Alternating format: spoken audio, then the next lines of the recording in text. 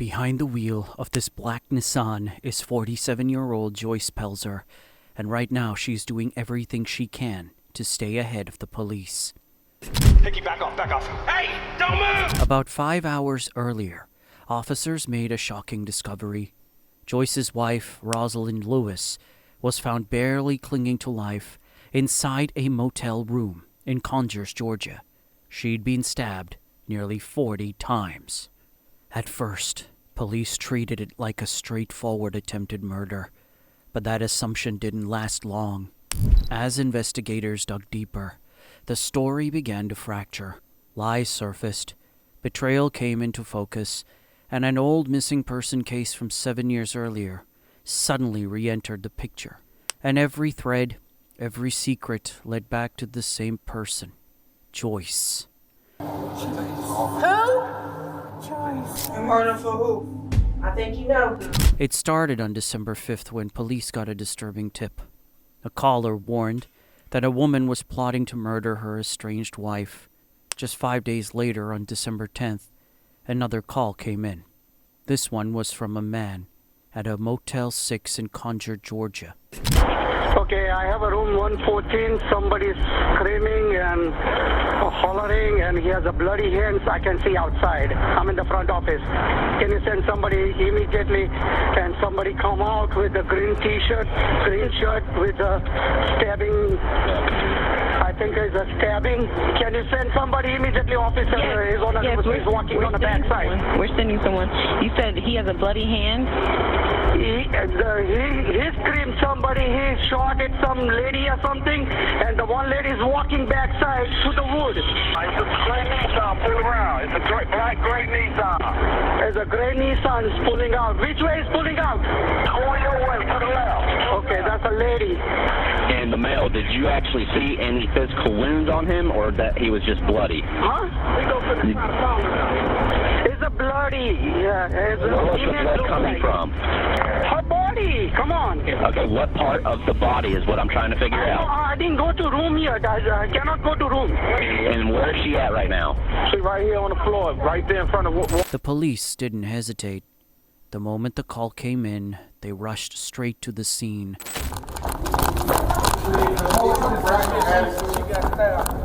Right here, ma'am. 598 radio. She's bleeding profusely from the abdomen. When officers reached Rosalyn, she was barely breathing. Her body was covered in roughly 37 stab wounds. She could barely form words, making it almost impossible for the police to understand what was happening. 98 radio. She's in and out of consciousness, breathing pretty heavily at this time. I know you hurt. I know, honey. But I've got lots and lots of help and lots of people that are going to come help me with you, okay? Thankfully, Rosalyn wasn't the only witness. Other guests at the motel heard the screams, and more than one of them saw that suspect as well. I was in room 214 with a friend of mine. I heard her screaming. We come down, and I asked the lady before she was really going out, I said, "Is this your dog?" She said, "No." I said, "Does it belong to the lady that hurt you?" She said, "Yes." I heard her say she tried to kill me. When she said that, the broad walked right by me. I first heard the screams. You know, if you're in a motel, you're thinking, that's what I thought, because they weren't that loud, and I heard thump, thump. Then they were getting louder, and I heard the dog. But I heard the dog, and I knew it was coming from the room. So I caught the dog, and I come back to her. She was kind of in and out of consciousness. I said, "Ma'am, what's your name?" She said, "Roz." Roz, listen to me. You've got to hold still for me, okay, sweetie, until I can get some help here, okay? Who did this? Joyce. Joyce? Yeah. Okay. Do you know Joyce's last name? The suspect was identified as 47-year-old Joyce Lewis Pelzer. Joyce and Rosalyn were legally married, but their relationship had been falling apart for months. In fact, they were on the brink of divorce. After leaving what she described as an abusive situation, Joyce moved into the Motel 6, and this wasn't their first explosive encounter. Months before the attack, Rosalyn had already taken legal action, filing a restraining order against Joyce long before things turned violent. Met me a few weeks back here. Your wife? Yes, my wife. Okay. A few months ago, I left my wife. She was cheating. Long story short, I left. turned off everything, and the woman that she was involved with said that when I turned everything off, she went ballistic and saying how much she hated me, she wanted to knock me off and kill me and all this other. And that next morning when she got up and I was up, she was talking again, and I was like, Joy, the marriage is over. And she jumped up and she said, so she had her hand behind her back, she said, do you know I could kill you and your family right now? I told her, I said, if you decide to shoot me, you make sure my black is dead. Make sure I have no breath left in my body, because if you don't, I will get you back. That was in August. The woman Rosalyn mentioned, the one her wife was allegedly cheating with, had already warned Rosalyn about how angry Joyce was and what she might be planning. In fact, just a few days before the incident, that same woman had called the police to report her girlfriend's disturbing plans. Back in August, Rosalyn had already raised concerns. She told police about another woman, someone she believed Joyce was involved with. That woman had warned Rosalyn just how angry Joyce had become and what she might be capable of. Days before the attack, that same woman contacted the police herself, reporting as what she described as deeply troubling plans. What officers didn't realize at the time was that Rosalyn also shared information tied to a cold case that had been unsolved for 7 years. Details that would later become critical in reopening that investigation. We'll return to that body cam footage soon, but first, let's rewind to the day of the attack. With every passing minute, Rosalyn's condition worsened. Paramedics rushed her to the nearest hospital, fighting to keep her alive. But despite their efforts, she succumbed to her injuries later that day. This is her wife that is the perpetrator. So we just need to collect any documentation we can to satisfy that statement. With the victim identified, detailed witness descriptions, and a clear look at the getaway vehicle, investigators moved fast. Surveillance footage from the motel played a major role. Cameras had captured nearly everything before and after the attack. On December 8th, 2 days before the stabbing, Joyce Pelzer was seen checking into her own room at the motel. The footage shows her lingering for more than an hour, standing in the lobby pacing the first floor breezeway, and repeatedly driving her black Nissan through the parking lot. Then on the morning of the attack around 10 a.m., Rosalyn Lewis arrived in a black Toyota Camry. She parked and stepped out, unaware it would be one of the last moments she'd been seen alive outside that room. At approximately 10:34 a.m., guests suddenly heard screaming coming from room 114. Security footage shows several people running toward the door. Just 1 minute later, at 10:35, Pelzer is seen exiting room 114, wearing a black hat and a gray jacket. She walks directly toward the parking lot, leaving behind visible traces of blood. Moments after that, Rosalyn collapses at the doorway. A dog, later mentioned by a witness, can be seen chasing Pelzer down the sidewalk as she flees. While Rosalyn fought for her life, Pelzer got into her car and took off. Cameras captured her making a right turn onto the highway. One witness didn't stop there. They followed her while calling 911, giving live updates to the dispatcher about the black Nissan. Not long after, officers spotted a vehicle matching that description leaving the area. Inside were 2 black women, and police believed they were finally closing in on their suspect. It is occupied by a female. Hey, let me see your hands. I'm going to take one person out of the vehicle at each time. Unlock the door. All right, put your hands in the air. Hands in the air. Turn around. Okay, step back here. Keep your hands up, guys. Okay, relax. We can get it figured out in just a second. Okay, well, she's claiming that this girl is a Uber driver that picked them up, and that they got picked up from America's Best, and never stopped by Motel 6. So they're just wrong place, wrong time. Yeah.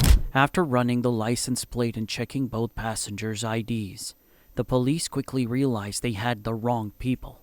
Neither woman had any connection to the attack. While officers corrected their mistake, Joyce was still out there, on the run, after a brutal crime, and possibly not for the first time.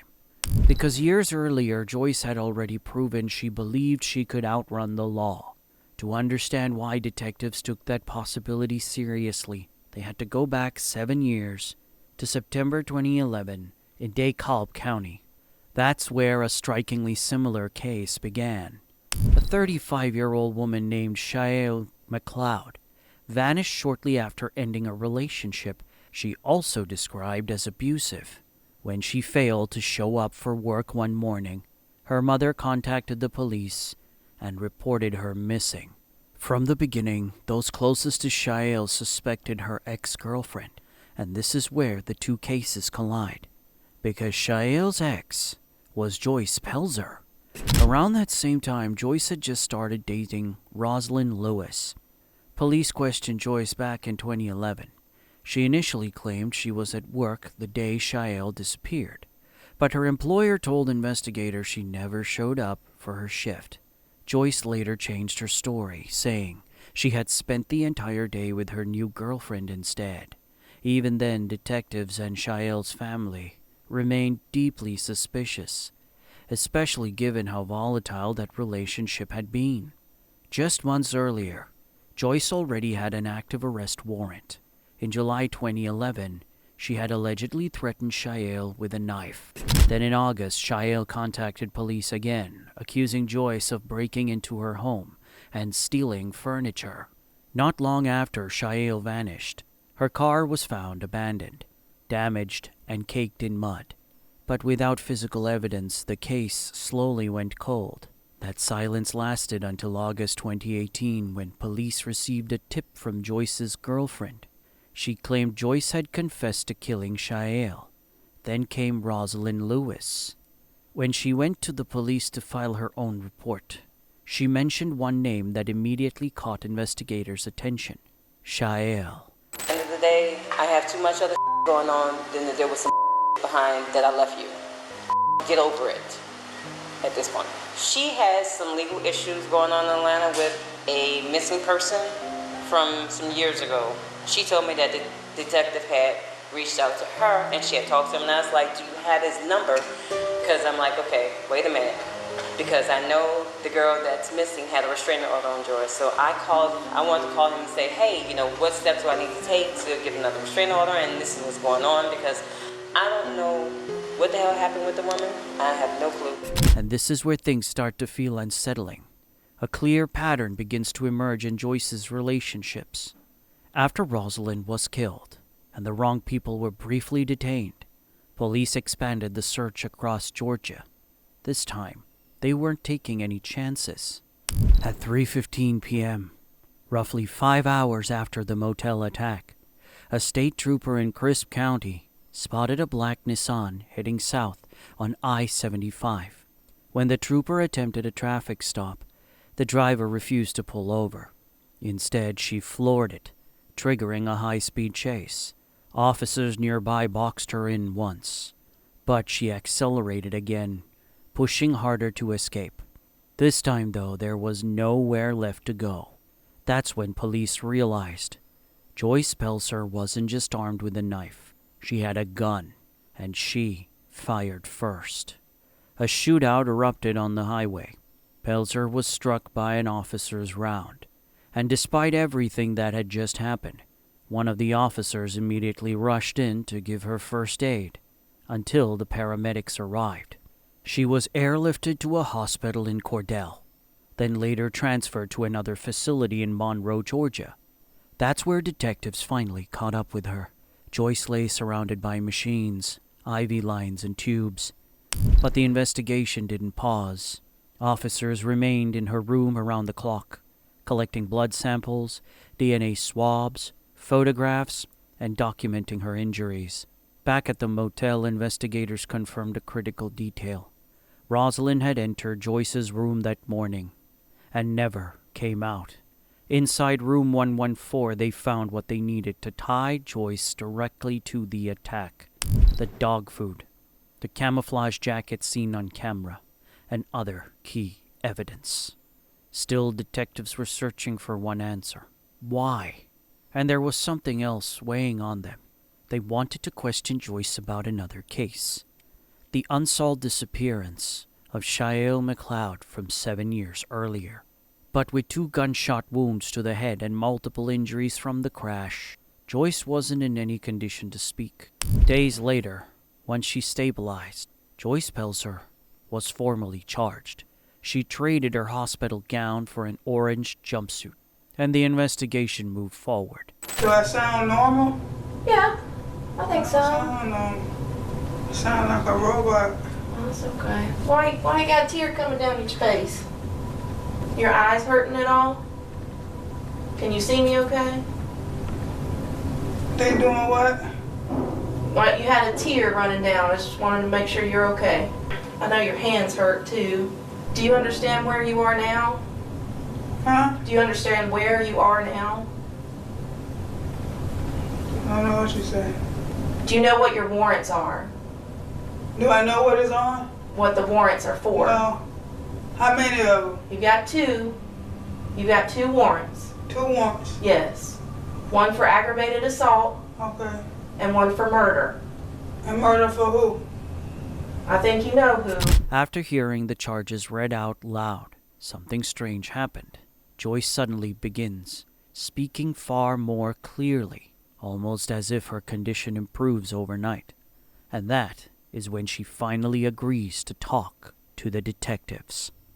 I think I need to get an attorney. You talking about murder? I ain't killed nobody. Last week, she called Rosalyn. Rosalyn had been ignoring her phone calls. Joy had gotten real aggressive with the call, so she answered.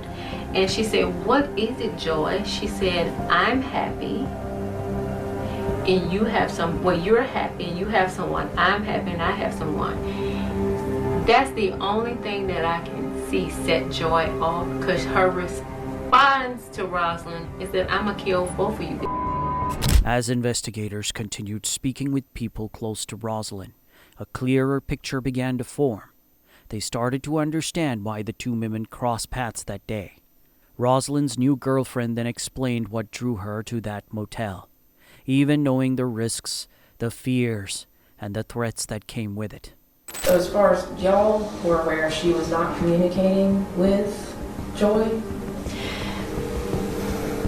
She was talking to Joy, but it depends on who you may ask. She would not always be open saying that she's talking to Joy. Yeah. But we all know that, whether it was just texting or whatever. Rosalyn's murder wasn't the only case demanding answers. Detectives were still searching for the truth about what really happens to Shaell 7 years earlier. Someone goes missing 2 days after you file a push protective order. Even now, there are conflicting theories about what truly happened to Shaell. Some believe Rosalyn may have known more about her disappearance than she admitted. And I won't tell anybody. I think she probably knew what happened. That's the only way, and she was the only person who could. Things take an even stranger turn when you hear Joyce's version of events. She claims that 7 years earlier, during her ex-girlfriend's disappearance, it wasn't her trying to make Shaell vanish. She says that intent belonged to Rosalyn Lewis. But detectives and Rosalyn's family never accepted that explanation. And one detail only deepened their doubts. Shortly after Shaell disappeared, Joyce abruptly left Atlanta and relocated to North Dakota. A strange move to me, for sure. North Dakota. And then why did you come back? I still don't understand what brought her back. Joyce's new girlfriend, the same woman who contacted the police in August 2018, shared something even more disturbing. She claimed Joyce had not only confessed to killing Shaell, but insisted that Rosalyn was involved as well. According to her account, the crime had been planned for months, with both women playing a role, even going so far as to discuss hiring a hitman together. Despite those claims, investigators never uncovered concrete evidence directly tying Rosalyn to Shaell's disappearance. But as the case progressed and more information surfaced, authorities finally built enough to connect Joyce Pelzer to Shaell's murder. In 2021, Joyce was sentenced to life in prison for the fatal stabbing of her wife, Rosalyn Lewis. 2 years later, she returned to court, this time to face the long, cold case surrounding Shaell McCloud. Joyce took the stand and admitted she helped bury Shaell's body, but continued to argue that the murder itself had been planned and carried out by Rosalyn. Police searched the area Joyce identified, but no remains were ever recovered.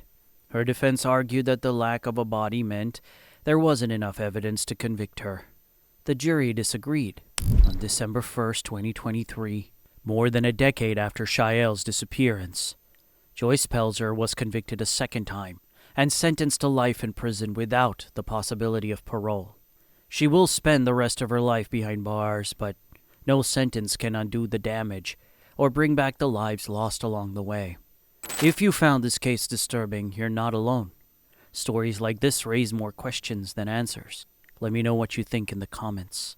Subscribe for more real crime stories like this, and I'll see you in the next one.